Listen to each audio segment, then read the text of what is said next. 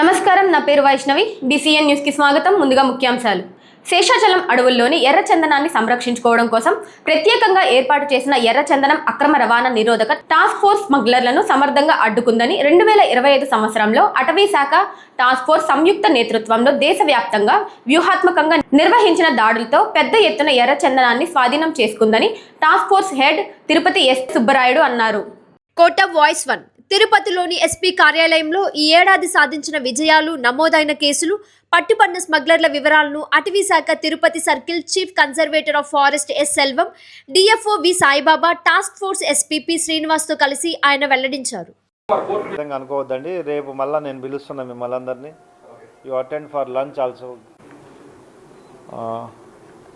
ఈనాటి red sandal task force annual press మీట్కి ఇచ్చేసిన మీడియా మిత్రులకు మరియు CCF సెల్వం IFS గారికి, వారి సిబ్బందికి, red sandal task force SP Srinivas IPS మరియు కులశేఖర్ మరియు టీంకి నా అభినందనలు. గత సంవత్సర కాలంలో రెడ్ శాండల్ టాస్క్ ఫోర్స్ నుండి దాదాపుగా రిమార్కబుల్ అచీవ్మెంట్స్ జరిగింది. ముఖ్యంగా 64 కేసెస్ రిజిస్టర్ చేస్తూ దాదాపు 263 మెంబర్స్ని అరెస్ట్ చేయడం జరిగింది. గత 8 సంవత్సరాలుగా తప్పించుకొని తిరుగుతున్న 52 మంది స్మగ్లర్స్ని అరెస్ట్ చేశారు. దాదాపు ఈ సంవత్సర కాలంలో 47 కోట్ల విలువైన 35.5 టన్నుల బరువు గల ఎర్రచందనాన్ని మరియు 63 వెహికల్స్ని స్వాధీనం చేసుకొని సీజ్ చేయడం జరిగింది. ఇందులో రిపీటెడ్గా హ్యాబిచువల్గా ఎవరైతే అఫెన్సెస్లో ఇన్వాల్వ్ అవుతున్నారో వారిపై పీడాట్కు పెట్టడం కూడా జరిగింది.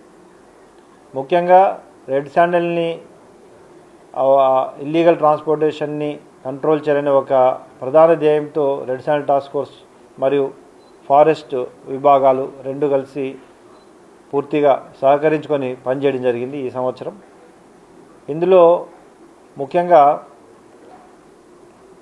ఇంటర్స్టేట్ ఆపరేషన్స్ని చాలా కోఆపరేషన్తో పూర్తిగా ఛేదించడం జరిగింది.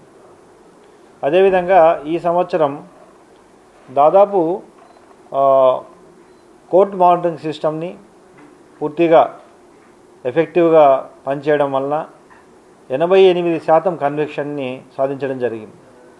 2024లో ఉన్న 33% కన్విక్షన్ నుండి 25లో ఈరోజు 88% కన్విక్షన్ని సాధించడం జరిగింది. టోటల్గా 25 కేసెస్లో కన్విక్షన్ని తీసుకురావడం జరిగింది. అంతేకాకుండా లాస్ట్ 10 years నుండి వారెంట్స్ పెండింగ్ ఉండి బయట రాష్ట్రాల్లో తిరుగుతున్న 264 మంది ముద్దాయిలను తీసుకొని వారిని కంట్రోల్ తీసుకొని వివిధ రాష్ట్రాలు, అటు తమిళనాడు, ఇటు కర్ణాటక, ఆంధ్రప్రదేశ్ రాష్ట్రంలో ఉన్న వాటిని కంట్రోల్ తీసుకొని వారిని కోర్టుకి సబ్మిట్ చేయడం జరిగింది. అదే కాకుండా ఈ సంవత్సరంలో తమిళనాడు, కర్ణాటక, న్యూఢిల్లీ 3 ప్రాంతాల నుండి ఇంటర్నేషనల్ ప్రాంతాలకి పంపించడానికి రెడీ చేసిన ఎర్రచందనం దాదాపు 16 కోట్ల 50 లక్షల విలువైన ఎర్రచందనాన్ని మళ్ళీ కాన్ఫిస్కేట్ చేసి వాటిని సీజ్ చేయడం జరిగింది. చేసి మళ్ళీ రాష్ట్రానికి తరలించడం కూడా జరిగింది. అదే కాకుండా తమిళనాడు, ఆంధ్రప్రదేశ్ మరియు కర్ణాటక రాష్ట్రాల్లో ముఖ్యంగా ఈ కొకైనహల్లి, సరజాపుర, మాలూరు వంటి సున్నిత ప్రాంతాల్లో ఉన్న వారి 10 మంది మోస్ట్ వాంటెడ్ స్మగ్లర్స్ని కూడా ఈ మధ్య కాలంలో అరెస్ట్ చేసి రిమాండ్ తరలించడం జరిగింది. ఒక పటిష్టమైన ఇంటెలిజెన్స్ వ్యవస్థని పూర్తిగా ఏర్పాటు చేసుకొని ఆ సహకారంతో ఇటు ఫారెస్ట్ విభాగము, రెడ్ శాండల్ విభాగము ఇద్దరు కూడా ఒక కోఆపరేటివ్ మేనర్తో పనిచేయడం వల్లే ఈ అచీవ్మెంట్స్ అన్నీ కూడా సాధ్యమైనాయి. ముఖ్యంగా చెప్పుకోదగ్గ విషయాల్లో first time red sandal task force యొక్క చరిత్రలో ఈ ప్రాపర్టీస్ని కూడా ఐడెంటిఫై చేసి ఎవరైతే హ్యాబిచువల్ అఫెండర్స్గా ఉంటూ వారు కంటిన్యూగా ఇంకా అఫెన్సెస్ చేస్తున్నారు వాళ్ళ ప్రాపర్టీస్ ఐడెంటిఫై చేసి ప్రాపర్టీస్ని కూడా కోర్టు ద్వారా కాన్ఫిస్కేట్ చేయడానికి కూడా విచారణ ప్రారంభించారు. ఇందులో భాగంగా 2 ముద్దాయిలపై ఇప్పుడు ఆ ప్రాసెస్ అనేది కొనసాగుతూ ఉంది. దీనివల్ల రాబోయే రోజుల్లో ఎవరైతే ఈ రెడ్ శాండల్ టాస్క్ ఫోర్స్లో ఎక్కువగా ఇల్లీగల్ ట్రాన్స్పోర్టేషన్ చేసి ఆస్తులు సంపాదిస్తారో వారి ఆస్తులు కూడా కాన్ఫిస్కేట్ కోర్టు ముందు ఉంచడం జరుగుతుంది. సో ఇదే విధంగా ఈ సంవత్సరంలో దాదాపు 4 రాష్ట్రాల నుండి ఇంటర్నేషనల్ లెవెల్లో పంపడానికి రెడీగా ఉన్న ఈ రెడ్ శాండల్ సంపదని మళ్ళీ వెనక్కి తీసుకురావడం, పీడీ యాక్ట్ పెట్టడం, 88% కన్విక్షన్ని సాధించడం, ప్రాపర్టీస్ కాన్ఫిస్కేషన్కి వెళ్ళడం, ఇవన్నీ కూడా ఒక రిమార్కబుల్ అచీవ్మెంట్స్. ఇవన్నీ కూడా అటు ఫారెస్ట్ విభాగము, రెడ్ శాండల్ టాస్క్ ఫోర్స్ విభాగము కలిసి ఒక కోఆపరేషన్తో పనిచేయడం వల్ల సాధ్యమైంది. రాబోయే రోజుల్లో కూడా ఇంటెలిజెన్స్ విభాగాన్ని, ఫారెస్ట్ విభాగాన్ని, ప్రజల సహకారం, మీడియా సహకారం మరియు red sandal task force officers అందరూ కలిసి ఒక కమిటెడ్గా పనిచేసి రెడ్ శాండల్ సంపదను కాపాడడానికి మరింత మెరుగ్గా ప్రయత్నిస్తాము, పనిచేస్తామని మీ అందరి సమక్షంలో తెలియజేస్తున్నాం. ఈ ప్రెస్ మీట్లో పాల్గొన్న ఎస్పీ ఆర్ఎస్టీఎఫ్ శ్రీనివాస్ మరియు Kulasekhar, additional SP Kulasekhar, Selvam IFS, CCF Tirupati మరియు Saibabu DFO, Saibabu IFS DFO గారికి మరియు మిగతా సిబ్బందికి అందరినీ కూడా మరొకసారి నా ధన్యవాదాలు తెలియజేసుకుంటూ ముగిస్తున్నాను. Thank you. మేజర్గా ఇప్పుడు we are going properties we are habitually involving offences, will identify the person, then a case reached అయిన టైం అంటే ఫస్ట్ కేసు ఎవరైతే రిజిస్టర్ అయి ఉంటుందో ఆ టైం నుండి తర్వాత టైంలో ఏవైతే ప్రాపర్టీస్ అక్వైర్ చేస్తారో that properties will be considered as a acquired from this smuggling. So అది as per the legal issues only will go. అంటే చేయడానికి మనకు కూడా అధికారం ఉంది. యాక్చువల్గా దట్ ప్రాసెస్లో స్టార్ట్ చేస్తున్నాం. ఇప్పుడు ఇంటర్ స్టేట్ కోఆర్డినేషన్ మీటింగ్ కూడా ఇప్పుడు జనవరి 3rd వీక్లో తిరుపతిలో ఒకటి మీటింగ్ ఏర్పాటు చేయడం జరుగుతుంది.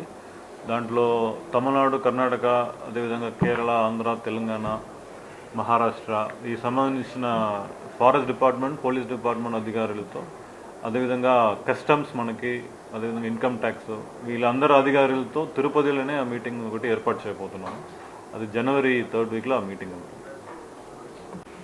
ఇప్పుడు గోడౌన్లో దాదాపు 5400 మెట్రిక్ టన్స్ స్టాక్ మన దగ్గర ఉన్నాయి ఇప్పుడు వరకు సీజ్ చేసిన వుడ్లో.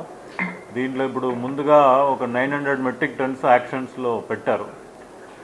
ఇప్పుడు 3rd సేల్ అనేది మెయిన్లీ ఫిబ్రవరి మంత్లో మళ్ళీ సేల్కి వస్తుంది. అది దాంట్లో A grade, B grade, C grade 3 కలిసి ఉన్నాయి.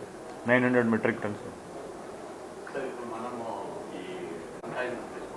మనకి యాక్చువల్గా ఫస్ట్ టైం 8000 మెట్రిక్ టన్ ఇచ్చారు. మనం అది అప్పుడు కంప్లీట్ చేస్తాం, యాక్షన్ అని కంప్లీట్ చేస్తాము.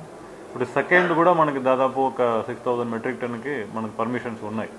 సో దాంట్లో ఇప్పుడు ఆల్మోస్ట్ 5500 మెట్రిక్ టన్స్ మన దగ్గర ఉన్నాయి. కాబట్టి ఆ పర్మిషన్ అనేది మనకు సరిపోతుంది. సో మళ్ళీ మనకి అవసరం ఉన్నప్పుడు మళ్ళీ తెచ్చుకుంటాం కోట. ఇప్పుడు ఏదైతే కోఆపరేషన్స్తో మన రెడ్ శాండల్ స్మగ్లింగ్ అరికట్టడానికి పనిచేస్తున్నామో దీంట్లో భాగంగా టాస్క్ ఫోర్స్ ఇప్పుడు ఏదైతే పర్ఫార్మెన్స్ చూపించారో దాంట్లో భాగంగా ఇప్పుడు ఫారెస్ట్ పోలీస్ డిపార్ట్మెంట్ కూడా దాదాపు 7 జిల్లాల నుంచి ఫిగర్స్ ఉన్నాయి. సో 114 కేసెస్లు రిజిస్టర్ చేయడం జరిగింది. 82 అఫెండర్స్ని అరెస్ట్ చేశారు. 72 వెహికల్స్ని సీజ్ చేశారు. అండ్ 36 టన్నులు వుడ్ సీజ్ చేయడం జరిగింది ఈ ఫైనాన్షియల్ ఇయర్లో. అదేవిధంగా ఏదైతే మన డిప్యూటీ సీఎం గారు వచ్చి మీటింగ్ పెట్టిన తర్వాత ఇమీడియట్గా ఒక ప్రొటెక్షన్ సెల్ ఒకటి ఏర్పాటు చేశాం తిరుపతిలో.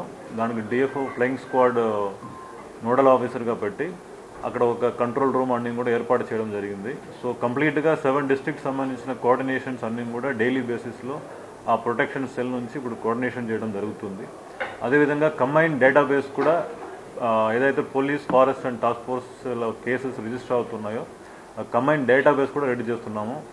దానివలన మనకి మల్టిపుల్ టైమ్ అఫెండర్స్ అన్నది మనకు ఈజీగా తెలుస్తుంది.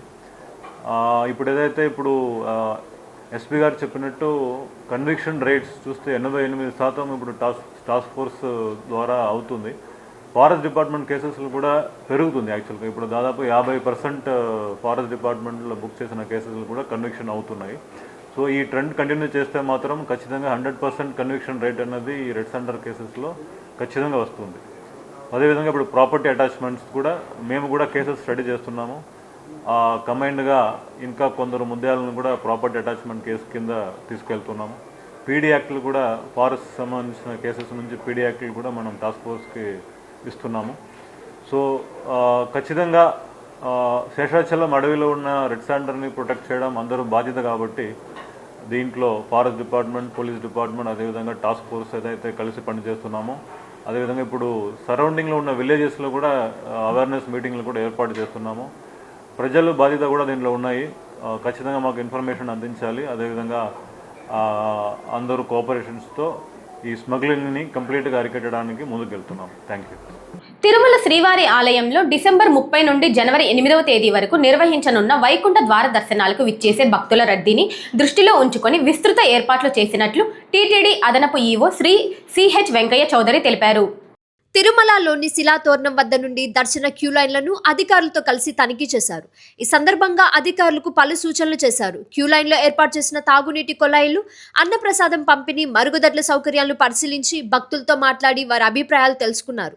అనంతరం అదనపు ఈవో మీడియాతో మాట్లాడుతూ వైకుంఠ ద్వార దర్శనాలు పురస్కరించుకొని చాలా వరకు ఏర్పాట్లను ఇప్పటికీ పూర్తి చేశామని చెప్పారు. భక్తుల అభిప్రాయాలను పరిగణలోకి తీసుకుని క్యూ లైన్లో పలు మార్పులు చేపట్టామని తెలిపారు. క్యూ లైన్లో భక్తులు కూర్చునే విధంగా ఏర్పాట్లు చేయడంతో పాటు తాగునీటి సౌకర్యం, క్యూ లైన్లకు అనుసంధానంగా అదనపు మరుగుదొడ్లు అందుబాటులోకి తీసుకొచ్చినట్లు చెప్పారు.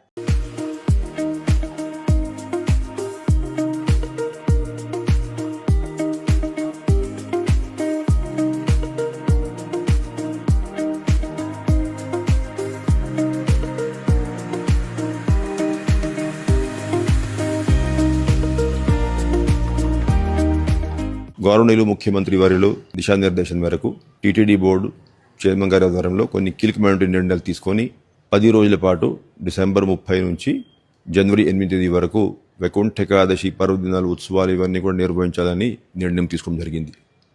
దీనికి కావాల్సినటువంటి అరేంజ్మెంట్స్ అన్నీ కూడా అధికార యంత్రాంగం పూర్తి చేశారు. గత సంవత్సరంతో పోల్చుకుంటే కొన్ని కీలకమైనటువంటి మార్పులు టీటీడీ బోర్డు ఈ సందర్భంగా తీసుకురావడం జరిగింది. అవన్నీ కూడా భక్తులు అందరూ కూడా గమనించాల్సినటువంటి అవసరం ఉంది. గత 3 సంవత్సరాల నుంచి తిరుపతిలో ఆఫ్లైన్ విధానంలో కౌంటర్ల దగ్గర వెళ్ళి టోకన్లు తీసుకొని పైకి వెళ్ళి దర్శనం చేసుకునే సిస్టమ్కి భక్తులందరూ కూడా అలవాటు పడి ఉన్నారు. అయితే ఈ సంవత్సరము ఎటువంటి సిస్టమ్ వల్ల గత సంవత్సరం కొన్ని ఇబ్బందులు అయిన ఉద్దేశంతో కొన్ని మార్పులు తీసుకువచ్చి ఈ సంవత్సరం ఇప్పుడు నుంచి ఆన్లైన్ విధానంలోనే టోకన్లు జారీ చేసుకొని ఉన్నటువంటి కెపాసిటీ అంతా కూడా 3 రోజుల్లో ఆన్లైన్ లక్కీ డిప్ విధానం ప్రవేశపెట్టి మిగతా 7 రోజుల్లో ఎక్కడా కూడా ఇబ్బంది లేకుండా ఎవరికైతే టోకన్లు దొరకలేదు అటువంటి భక్తుల కోసం సర్వ్ దర్శనం పద్ధతిలో దర్శనం కల్పించడం నిర్ణయం తీసుకుంటారు. దళిత ఉద్యమ నాయకులు దాసరి సుందరం మనుమడు దాసరి అజయ్ కుమార్ జన్మదిన వేడుకలను కోటలోని బాలసదనంలో నిరాడంబరంగా జరిగాయి. అజయ్ కుమార్ పుట్టినరోజు సందర్భంగా కోటలోని బాలసదనంలో విద్యార్థుల మధ్య కేక్ కట్ చేసి అందరికి పంచిపెట్టారు.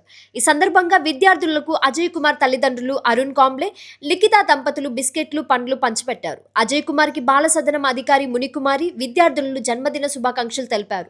అనంతరం దాసరి సుందరం మాట్లాడుతూ విద్యార్థుల మధ్య కుటుంబ సభ్యులతో కలిసి మా మనవడు అజయ్ కుమార్ పుట్టినరోజు జరుపుకోవడం చాలా సంతోషంగా ఉందని తెలిపారు.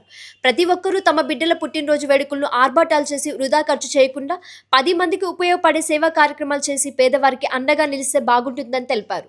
ఈ నేపథ్యంలో సిడిపిఓ మునికుమారి, దాసరి, అరుణ్ కాంబ్లే కుటుంబ సభ్యులకు కృతజ్ఞతలు తెలిపారు. ఈ కార్యక్రమంలో దాసరి సుందరం కుటుంబ సభ్యులు, బాలసదనం సిబ్బంది ఉన్నారు.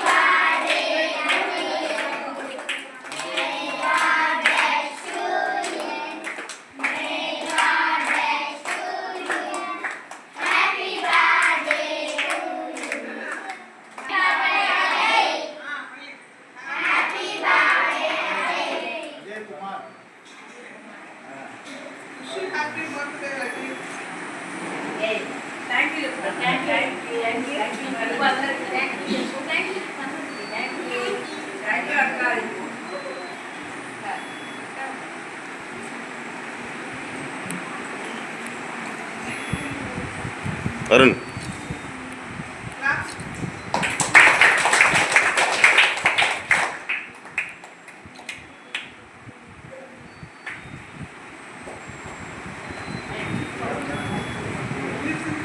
అరుణ్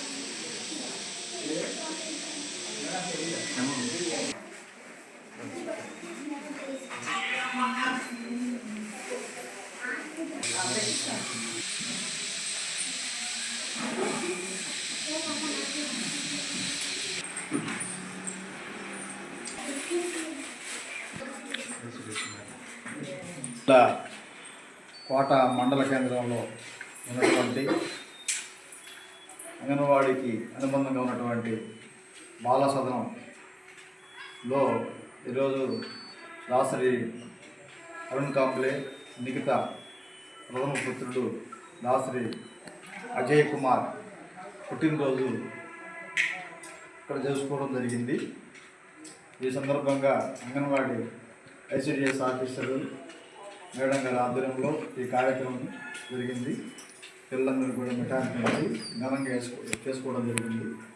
ఈ కార్యక్రమంలో సభ్యులందరూ కూడా పాల్గొనడం జరిగింది. అంగన్వాడీ ఈ ఐటీ బాల సదనం స్టాఫ్ అందరూ కూడా పాల్గొనడం జరిగింది. అజయ్ కుమార్కి శుభాకాంక్షలు తెలియజేశారు మేడం గారు, వాళ్ళ సిబ్బంది, పిల్లలు కూడా తెలియజేశారు. పొదలకూరు పట్టణం స్థానిక టీడీపీ కార్యాలయంలో PACAS చైర్మన్ తలచేరు మస్తాన్ బాబు, PACAS డైరెక్టర్ కోడూరు భాస్కర్ రెడ్డి, తెలుగు యువత అధ్యక్షుడు వెన్నపూస రాజశేఖర్ రెడ్డి మీడియా సమావేశం నిర్వహించారు. ఈ సందర్భంగా వారు మాట్లాడుతూ నిన్న కొంతమంది వైసీపీ నాయకులు మాట్లాడుతూ ఎమ్మెల్యే సోమిరెడ్డి చంద్రమోహన్ రెడ్డి గురించి అవినీతి చేశాడు, సర్వేపల్లి నియోజకవర్గంలో కోట్ల రూపాయలు దోచుకుంటున్నారన్నారు. ఎక్కడ దోచుకున్నారో చూపించే దమ్ముందా అంటూ మండిపడ్డారు. రేపు సోమవారం ఉదయం 11 గంటల నుండి తెలుగుదేశం పార్టీ కార్యాలయంలో ఉంటాం. టైం ఎప్పుడైనా ఎక్కడైనా ఎవరైనా వచ్చి నిరూపించొచ్చన్నారు. వైసీపీ ప్రభుత్వంలో సర్వేపల్లి నియోజకవర్గంలో అనేక అక్రమాలు చేసి కొంతమంది అధికారులు సస్పెండ్ అయిన విషయం మర్చిపోయారా అని గుర్తు చేశారు. దోచుకోవడం దాచుకోవడం అలవాటు నీకు తప్ప ఇంకెవరికి లేదని కాకానిపై మండిపడ్డారు. ఈ కార్యక్రమంలో పట్టణ టీడీపీ అధ్యక్షుడు బొద్దులూరు మల్లికార్జున నాయుడు, బక్కయ్య నాయుడు, అక్కెం సుధాకర్ రెడ్డి, కలిచెట్టి ప్రభాకర్ రెడ్డి, వెంకట్రెడ్డి, రమేష్ రెడ్డి, పల్లారపు కృష్ణ యాదవ్, కండె సురేష్ యాదవ్, అలుపూరు శ్రీనివాసులు తదితరులు పాల్గొన్నారు. పొదలకూరులో వైఎస్ఆర్సీపీ నాయకులు పత్రికా సమావేశం పెట్టి మా నాయకుడు గౌరవ సర్వేపల్లి శాసనసభ్యులు సోమిరెడ్డి చంద్రమోహన్ రెడ్డి గురించి, పొదలకూరులోని మా గురించి వారు వాడినటువంటి భాష వాళ్ళ నాయకుడికే వాడే భాషే వాళ్ళ అనుచరుల చేత కూడా వాడించడం చాలా దుర్మార్గమైనటువంటి విషయం. మేము అధికార పార్టీలో ఉండి గతంలో అనేక మంది గ్రామ స్థాయి నాయకుల చేత మా నాయకుడిని విమర్శింపజేశారు. వాళ్ళు నిన్న మాట్లాడినటువంటి ప్రెస్ మీట్లో పెద్దలు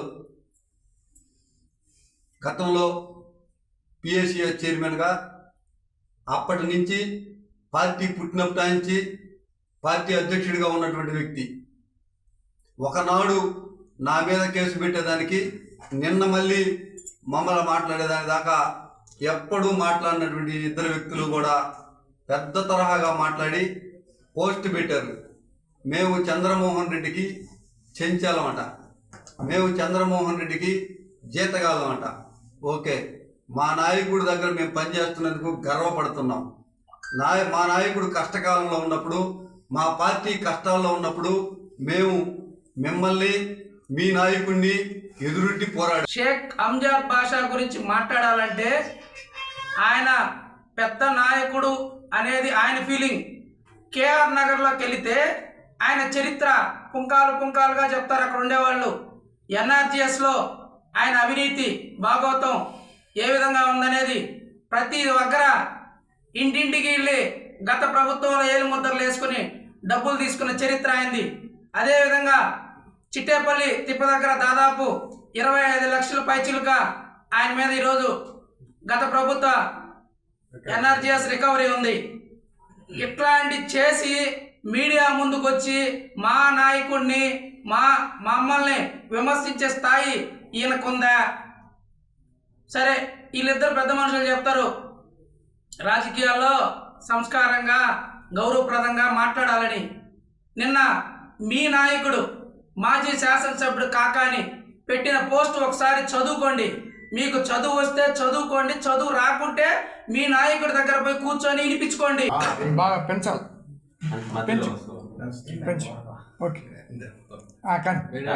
అందరికి నమస్కారం. నిన్న పొదలకూరులో వైసీపీ నాయకులు ప్రెస్ మీట్ పెట్టడం జరిగింది. ప్రెస్ మీట్లో వీళ్ళు ఎవరినైనా మాట్లాడవచ్చు, కానీ టీడీపీ వాళ్ళు మాత్రం మాట్లాడకూడదు. అంటే వాళ్ళు ఎవరు చెప్తే వాళ్ళే మాట్లాడాలి. టీడీపీ నాయకులు వైసీపీ నాయకులు గీస్తే ఆ గీత మీద టీడీపీ వాళ్ళు ఉండాలా. ఇవాళ అధికారంలో ఉండి ఇంతుంటే ఇవాళ ఇన్ని చేస్తుంటే టీడీపీ వాళ్ళ మీదనే మాట్లాడుతున్నాం, కానీ వైసీపీలో మనం ఏం చేసినా అని తెలుసుకొని మాత్రం మాట్లాడట్లా.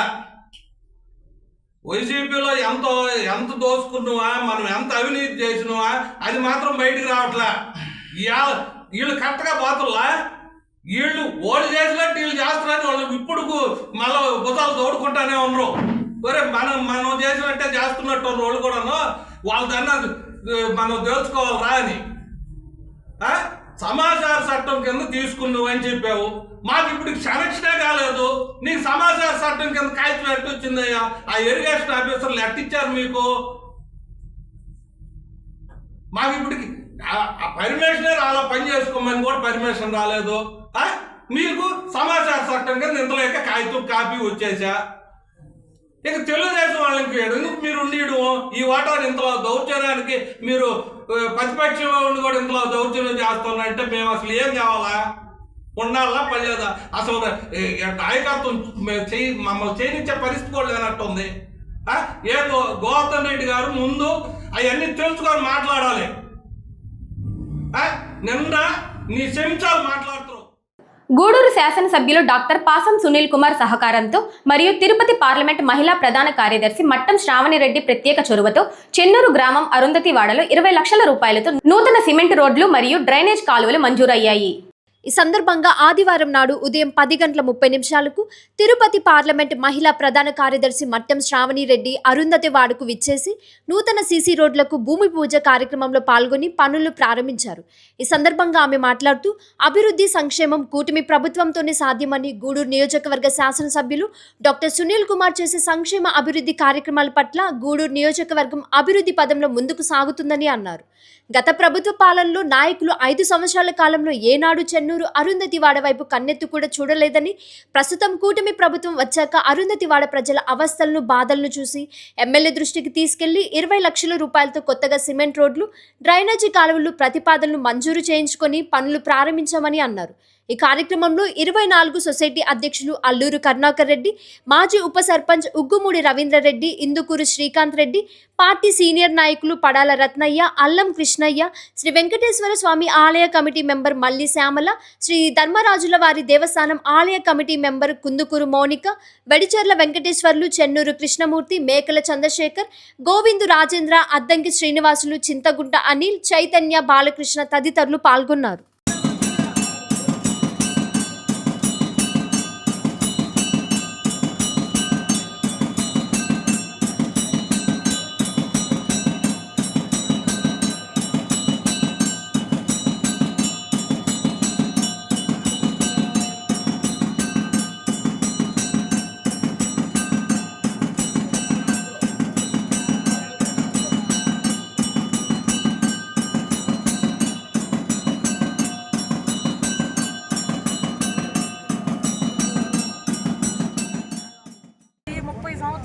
సంవత్సరాల నుంచి కూడా ఈ బురదలోనే తిరిగినాం మేము. ఇప్పుడు మట్టం శ్రావణమ్మ గారు మాకు రోడ్డు పోసింది. ఏ రెడ్డి వచ్చినా కూడా బురదలోనే తిరిగిపోయినాడు, కానీ మాకు రోడ్డు అయితే పోయలేదు. ఆమెకి ధన్యవాదాలు. ఇచ్చామన్నా ఇట్లా ఈ విధంగా మేము అరుంధతి వాళ్ళు చాలా డెవలప్ చేయాల్సిన పరిస్థితి ఉంది. మన చెన్నూరులో అరుంధతివాడ, అదేవిధంగా సెట్టిగారుపేట, ఈ రెండు కనీసం ఎక్కడా కూడా అభివృద్ధి చెందిన దాఖలాలు లేవు, ఎన్ని ప్రభుత్వాలు మారినా కూడా. అందుకోసం ఇక్కడే పని మొదలు పెట్టడం జరిగింది. 20 లక్షలు కూడా పూర్తిగా ఇక్కడే 3 రోడ్లు, అదేవిధంగా సీసీ రోడ్లు, సిమెంట్ రోడ్లు, అదేవిధంగా ఒక డ్రైన్ కూడా పెట్టడం జరిగింది. ఇంకా ముందు కూడా ఏ అవకాశం వచ్చినా కూడా ప్రతి ఒక్కటి కూడా అందిపుచ్చుకొని ప్రతి ఒక్కటి అరుంధతివాడ, సెట్టిగారుపేట మనకి ఎక్కడైతే మనకు అవసరమై ఉన్నాయో పెద్దలందరితో మాట్లాడి ఆ విధంగా అక్కడ మనం అభివృద్ధి కార్యక్రమాలు చేస్తామని ఈ సందర్భంగా తెలియజేస్తున్నాం. ముఖ్యంగా గ్రామస్తులకు కూడా తెలియజేస్తున్నాను. ఎందుకంటే మన అరుంధతి వాడికి ఒక అభివృద్ధి కార్యక్రమం వచ్చిందంటే మనం అందరం కూడా కలిసిమెలిసి ఉండి కార్యక్రమాన్ని దగ్గరుండి చేసుకోవాలి. ఎందుకంటే ఒక దగ్గర మనకు రోడ్డు వస్తే ఇంకొక దగ్గర రాలేదని ఒక్కసారిగా అరుంధతి వాడు అంతా కూడా రోడ్లు వేయాలంటే కూడా ఒకేసారి ఏ ప్రభుత్వం కూడా చేయలేదు. కానీ ఇచ్చిన మాట ప్రకారం మనం ఒక్కొక్క పని చేసుకుంటూ వస్తున్నాం. కాబట్టి సహకరించి ప్రతి ఒక్కరు కూడా ఉండి మన ఇళ్ల మధ్యలో పడే రోడ్డు కానీ కాలువకు కానీ ఎటువంటి ఇబ్బందులు లేకుండా అధికారులు వాళ్ళ పని వాళ్ళు చేసుకునేగా సక్రమంగా మీరందరూ సహకరించాలని సందర్భంగా కోరుకుంటూ ఇక్కడికి ఈరోజు విచ్చేసినటువంటి పెద్దలందరికీ మరొకసారి ధన్యవాదాలు తెలియజేస్తున్నా. ఆ రోజు అరుంధతి వాడనందు మేమందరం కూడా ఎలక్షన్లో తిరిగినప్పుడు మాకు సహకరించి ప్రతి ఒక్కరు కూడా తోడుండి మహిళలు అయితేనేమి యువత పెద్దలు అందరూ కూడా దగ్గరుండి చేశారు. అందరికీ కూడా మరొకసారి మా కృతజ్ఞతలు. ఈ వార్తలు ఇంతటితో సమాప్తం. తిరిగి ప్రసారమయ్యే BCN న్యూస్లో మళ్ళీ కలుసుకుందాం. అంతవరకు సెలవు. నమస్కారం.